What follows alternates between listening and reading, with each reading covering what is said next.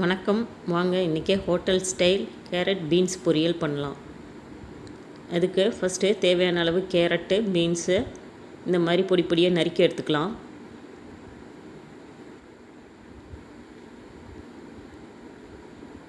இப்போ இதில் காய்களுக்கு தேவையான உப்பு,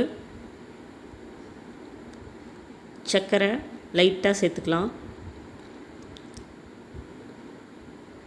சேர்த்துட்டு காய் வேகிறதுக்கு தகுந்த தண்ணி ஊற்றிக்கலாம். அதிகமாக ஊற்றிடக்கூடாது. காய் மூழ்கிற அளவுக்கு தண்ணி ஊற்றினா போதும். இப்போது அது காய் வேகவும் தண்ணி சுண்டவும் கரெக்டாக இருக்குங்க. இந்த அளவுக்கு ஊற்றினா போதும்.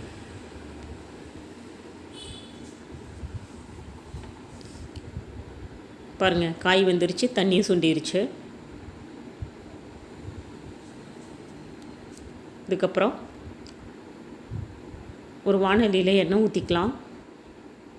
கடுகு, சீரகம், கடலைப்பருப்பு, உளுத்தம்பருப்பு, வரமிளகா, சின்ன வெங்காயம் இல்லைன்னா பெரிய வெங்காயம் எதுவாக இருந்தாலும் சரி, வெங்காயம் கருவேப்பிலை சேர்த்து தாளிச்சிக்கலாம்.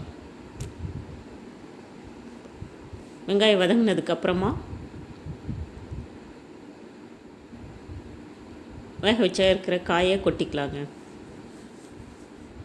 இந்த வீடியோ பிடிச்சிருந்ததுன்னா லைக் பண்ணுங்கள், ஷேர் பண்ணுங்கள், சப்ஸ்கிரைப் பண்ணுங்கள். இப்போது வீட்டில் அரைச்ச சாம்பார் பொடி, மஞ்சள் பொடி,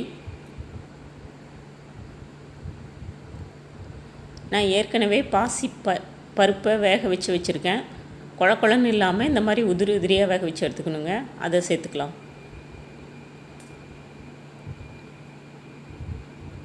இப்போ அந்த பருப்புக்கு தேவையான உப்பு சேர்த்து ஒரு கிளறிக்கலாம்.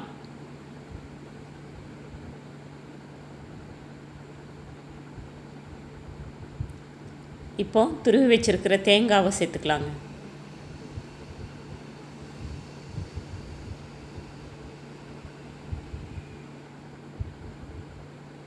ஒரு கிளறுனதுக்கப்புறமா பொடியாக நறுக்கி வச்சுருக்கிற கொத்தமல்லி தழையை சேர்த்துக்கலாம். அவ்வளோதாங்க, ஹோட்டல் ஸ்டைல் கேரட் பீன்ஸ் பொரியல் தயார்.